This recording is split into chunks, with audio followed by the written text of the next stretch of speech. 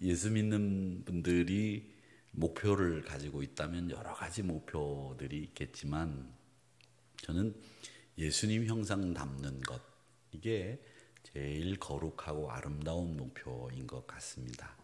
그래서 우리가 찬양할 때도 예수 닮기 원하네, 예수 닮기 원하네 이렇게 찬양하지 않습니까? 근데 이런 목표가 여러분들에게 있다면 여러분은 거룩하게 그리고 진실하게 그리스도인답게 사는 겁니다. 그렇게 믿으셔도 됩니다. 내가 여러분들이 예수 믿으면서 나쁜 짓 안 하시잖아요. 그리고 또 여러분들이 믿음 없다고는 하지만 다른 분들보다 금요 심야기도 나올 정도면 믿음 있는 분들이잖아요. 그런데 거기에 덧붙여서 여러분들이 난 예수님 형상 닮기 원합니다. 이렇게 여러분 삶의 목표를 분명히 가지고 계신다면 여러분은 훌륭한 그리스도인이라고 자부하셔도 좋습니다. 제가 그건 보증해 드리겠습니다. 여러분 그런 목표 가지고 계시죠? 네, 아멘. 네. 로마서 8장 29절 말씀에 보면 하나님이 미리 아신 자들 또한 그 아들의 형상을 본받게 하기 위하여 이렇게 말씀하시고 있습니다. 우리가 아들의 형상, 예수님의 형상을 본받게 하기 위해서 우리를 하나님의 백성 삼아 주셨다. 이 얘기를 하시는 거죠. 그리고 많은 형제들 가운데서 우리를 맏아들 되게 하셨다. 이렇게 말씀하시고 있습니다.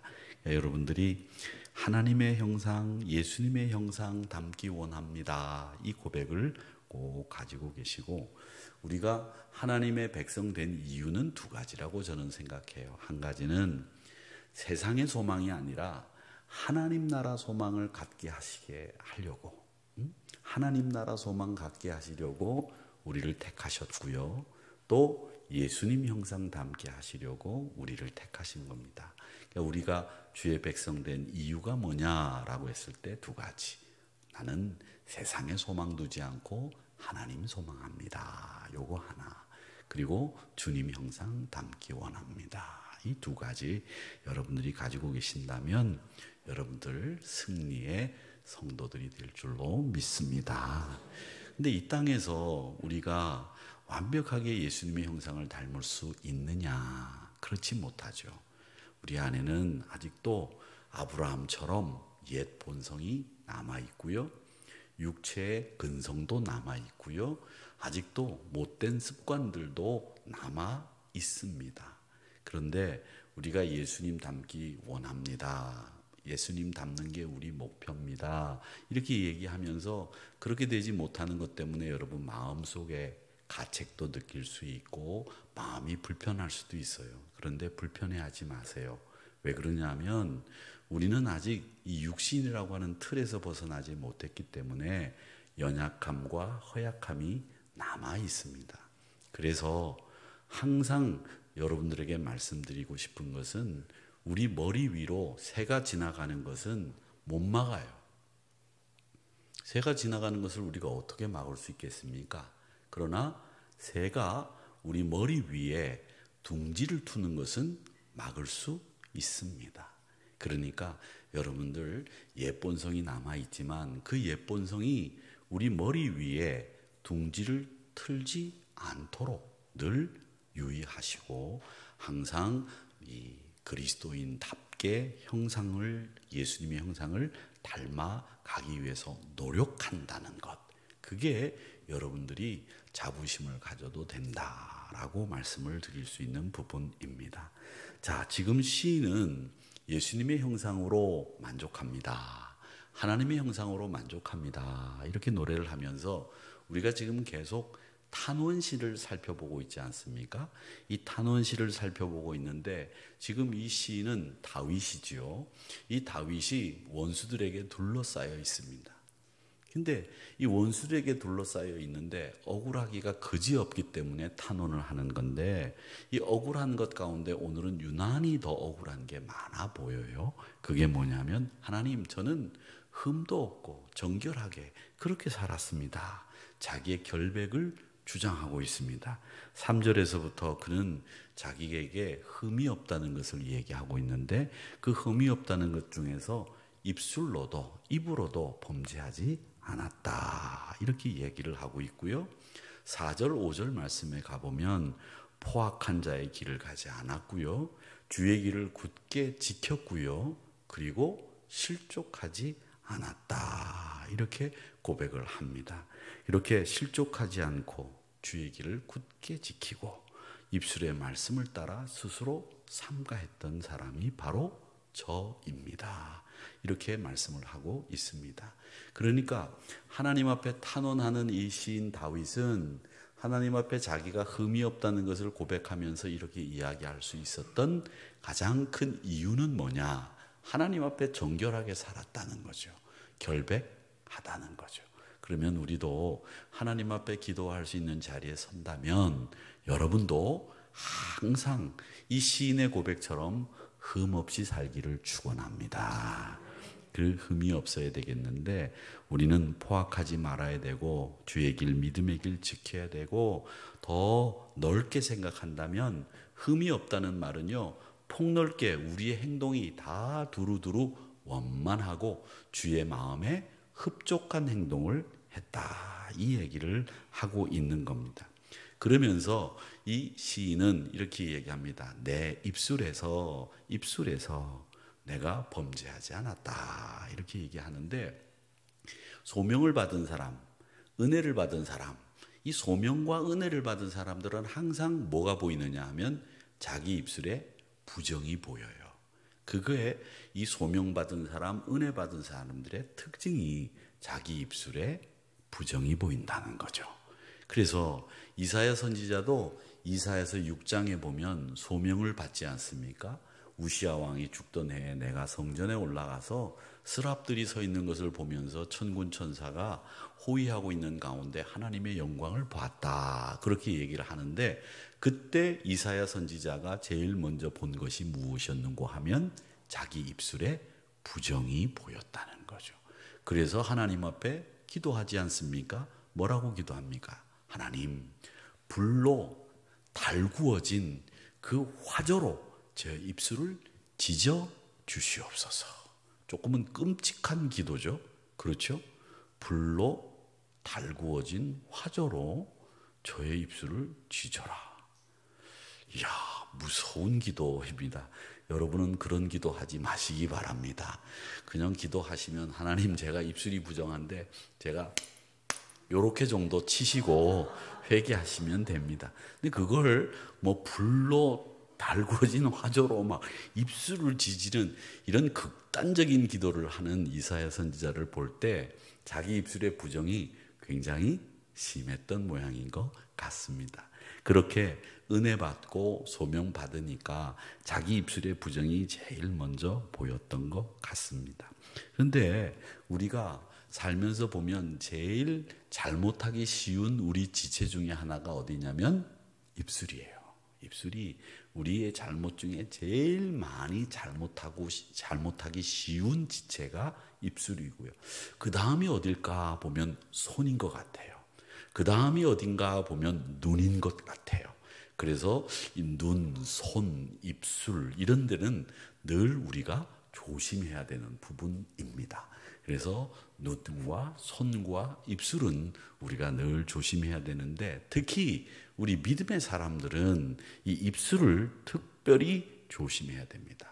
약속한 거 번복하지 마시고, 했던 말 안 했다고 하지 마시고, 또 다른 사람 모함하고 비난하지 마시고, 근거 없는 말하지 마시고, 항상 말씀 앞에서 자기 입술에 재갈을 물리는 사람이 승리하는 사람입니다.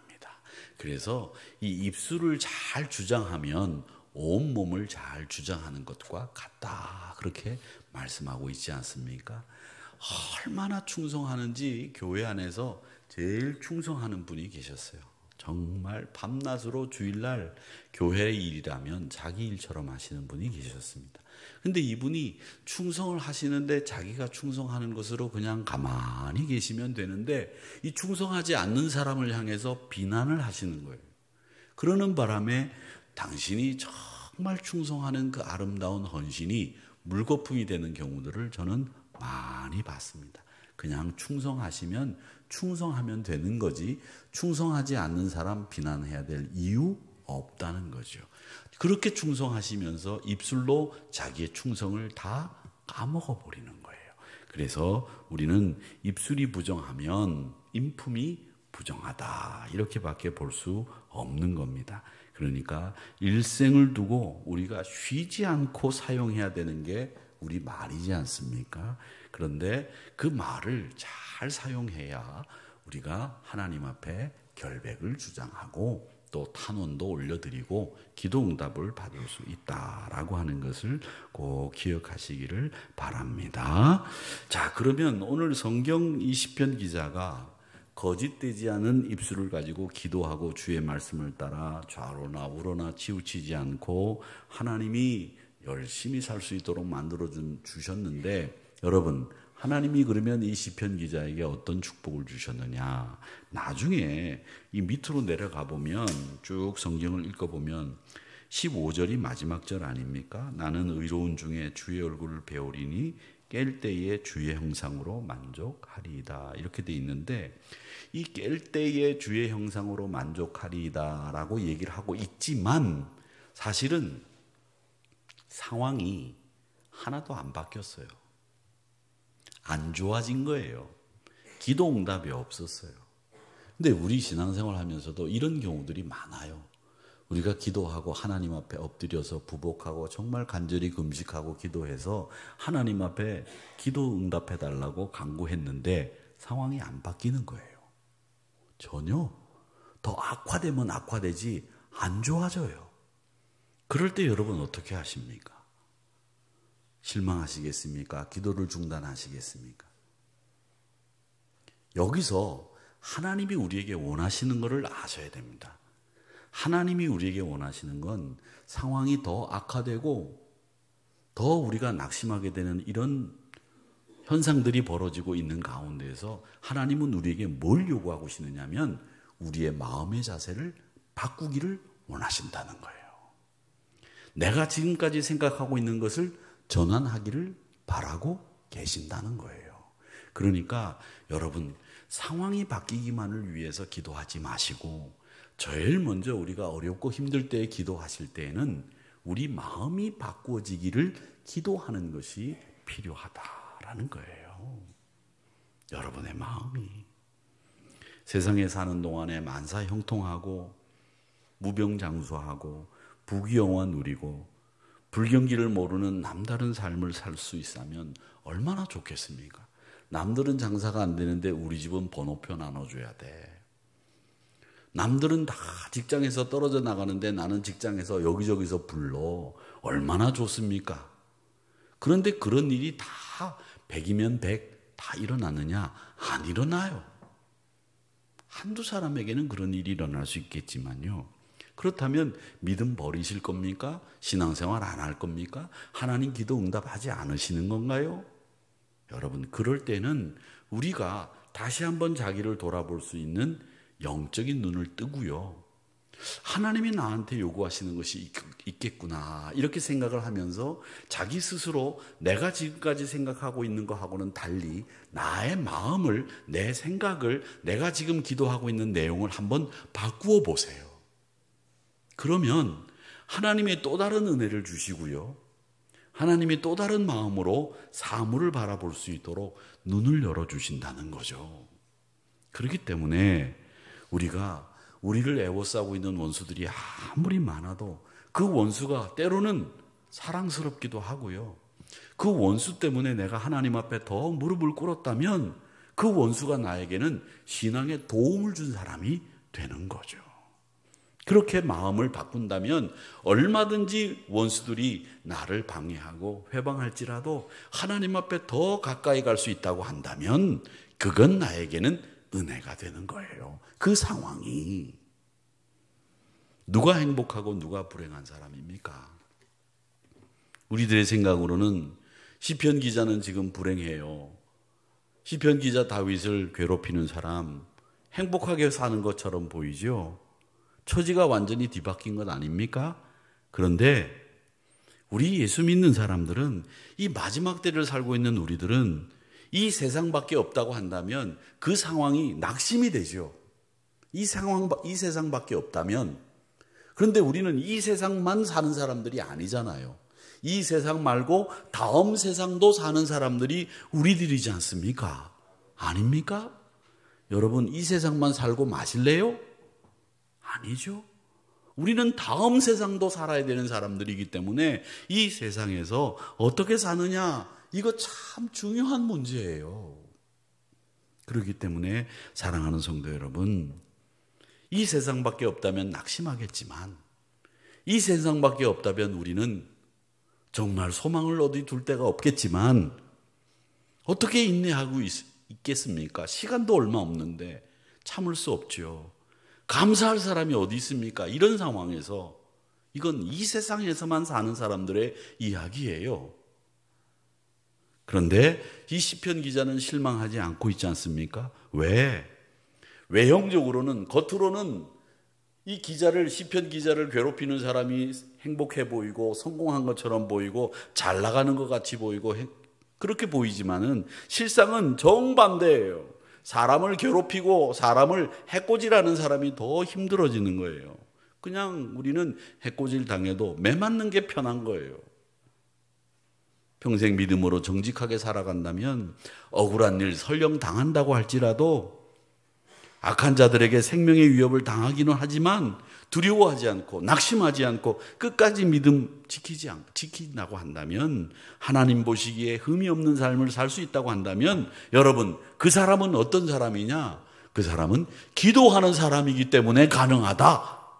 그리고 그 사람은 다음 세상도 내가 살 것을 믿기 때문에 가능하다. 저는 그렇게 믿습니다.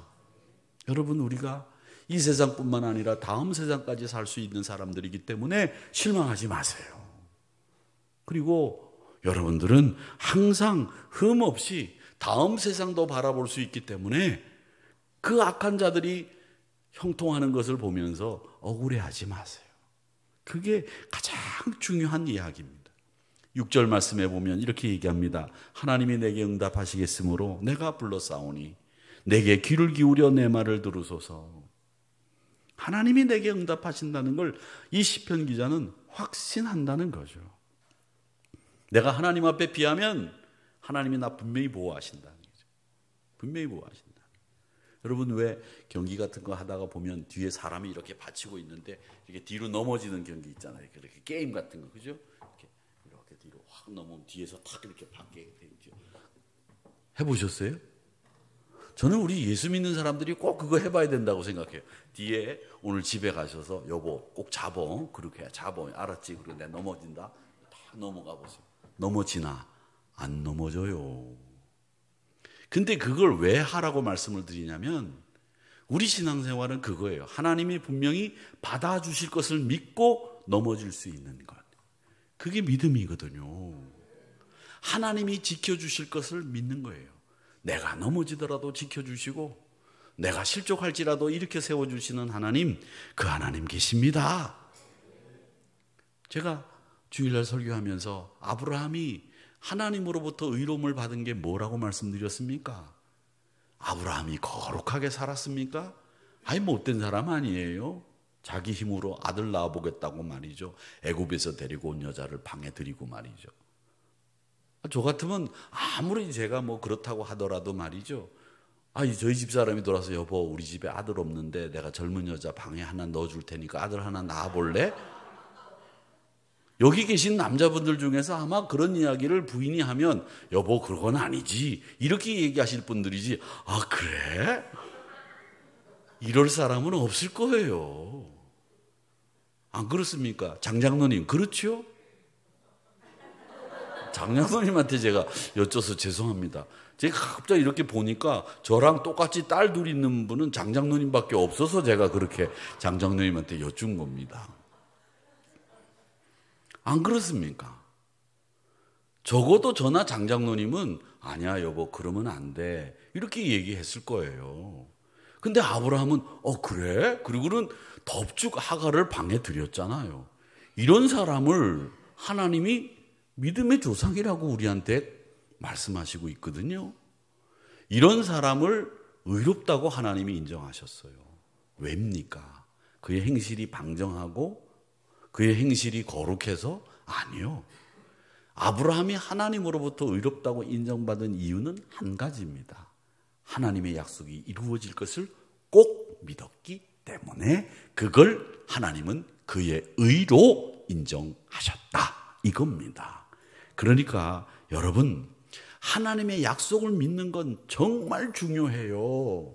하나님이 나에게 주신 약속을 믿는다 안 믿는다, 여기서 우리 인생이 결정이 나는 거예요. 여러분, 하나님의 약속이 여러분에게 꼭 이루어질 것을 믿으시기를 축원합니다. 아브라함이 그래서 의롭다고 하나님으로부터 인정받았다. 이거 잊지 마세요. 이렇게 하나님으로부터 자기가 받은 약속이 이루어질 것을 믿기 때문에 주의 형상으로 만족하겠습니다. 그렇게 얘기하는 거예요. 우리가 인간관계에 있어서 부모나 형제, 친구, 또 부부, 이웃, 교우를 막론하고 사랑하게 되면 좋은 얼굴로 만나고 헤어지면 보고 싶어지잖아요. 그런데 관계가 나빠지면 얼굴 보기도 싫고 외면하고 싶잖아요. 근데 여러분, 하나님과의 관계, 예수님의 형상을 담기 원한다고 한다면 주님의 얼굴을 얼마나 보고 싶으시겠어요? 우리 찬송 중에 대부분의 가사를 쓴 페니 크로스비라고 하는 여사가 계십니다. 굉장히 유명한 분이에요. 여러분들이 나중에 뒤에 찬송가 뒤를 찾아보면 이 작사자 중에 크로스비를 한번 찾아보세요. 페니 크로스비가 굉장히 은혜로운 찬송가를 많이 작곡하신 분이거든요. 근데 이분이 태어날 때부터 눈이 안 보였어요.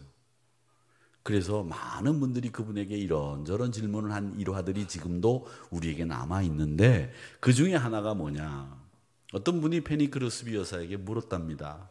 여사님, 나중에 돌아가셨다가 부활하실 때 눈을 뜨게 되면 이제 보이게 될 텐데 그때 누가 제일 보고 싶습니까? 물론 예수님이시겠죠. 예, 그렇습니다. 예수님입니다. 그렇게 대답하면서, 그러면 지금도 사실 눈 뜨고 싶은 마음 없으세요? 눈 뜨게 해달라고 기도한 적 없으세요? 왜 있었죠? 그런데 눈이 안 떠져서 기도 응답 안 받은 것으로 생각하고 실망한 적 없으셨습니까? 왜 있었죠? 그러면서 페니 크로스비 여사가 하신 말씀이 있습니다. 그런데 제가 마음을 바꿨습니다.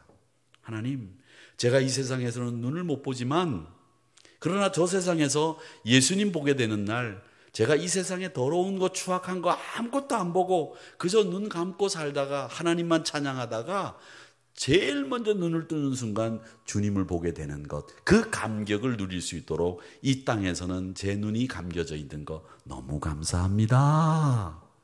그렇게 고백했다는 거예요. 우리가 이 눈을 가지고 얼마나 추악하고 더럽고 못된 것들을 많이 보고 있습니까? 그런 것 하나도 안 보고 있다가 주님 얼굴 딱 처음 눈 뜨자마자 보게 되는 것, 그 감격이 나에게 주어질 것이기 때문에 저는 만족합니다. 그 고백을 했다는 유명한 일화가 있습니다. 사랑하는 성도 여러분, 주님의 약속을 믿으세요? 주님의 약속이 나에게 이루어질 것을 믿으시기를 축복합니다. 그래서 시편 기자는 이 시편 17편은 주님의 약속이 이루어질 것을 믿는 가운데 자기의 어려운 상황을 극복해 나가는 시인의 모습을 보여주고 있다는 거고요. 그래서 주의 형상을 내가 만족하겠습니다 라고 이야기하고 있는 거예요.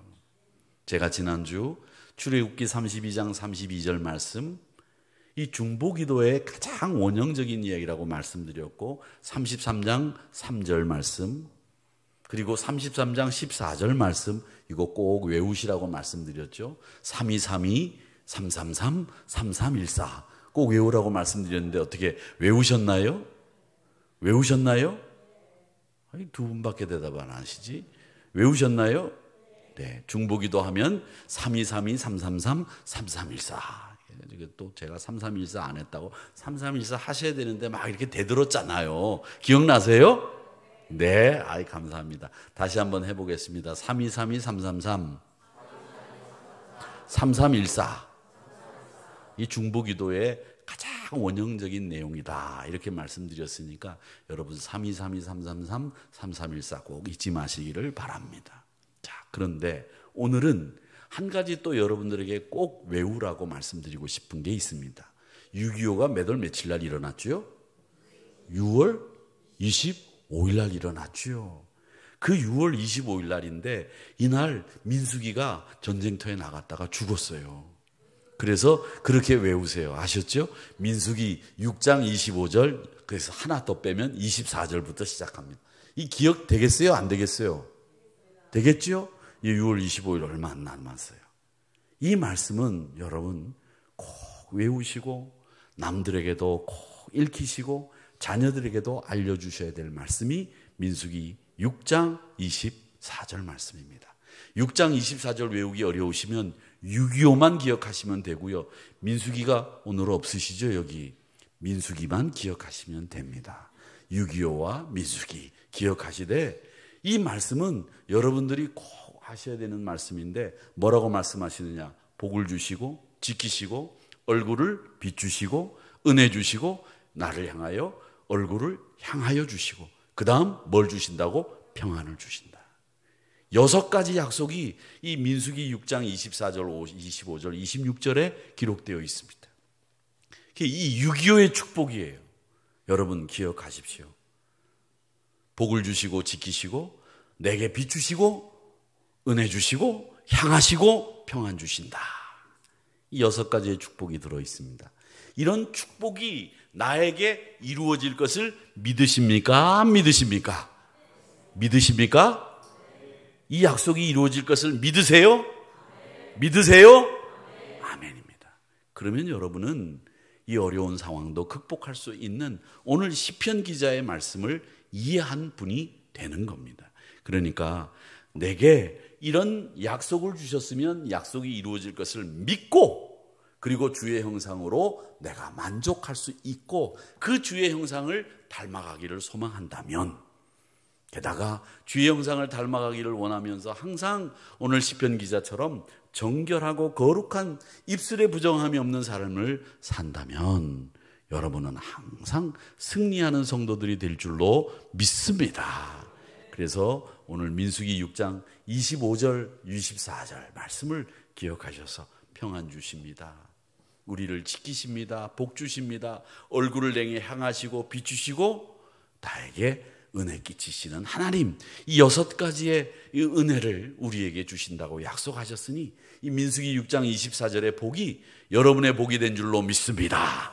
그래서 오늘 이 말씀까지 꼭 기억하셔서 여러분들이 이 말씀대로 축복받는다는 것을 믿는다면 오늘 이 시편 기자의 약속도 여러분에게 이루어질 것이고 시편 기자가 어려움을 극복했듯이 여러분도 극복해 나가는 축복의 성도들이 될 줄로 믿습니다.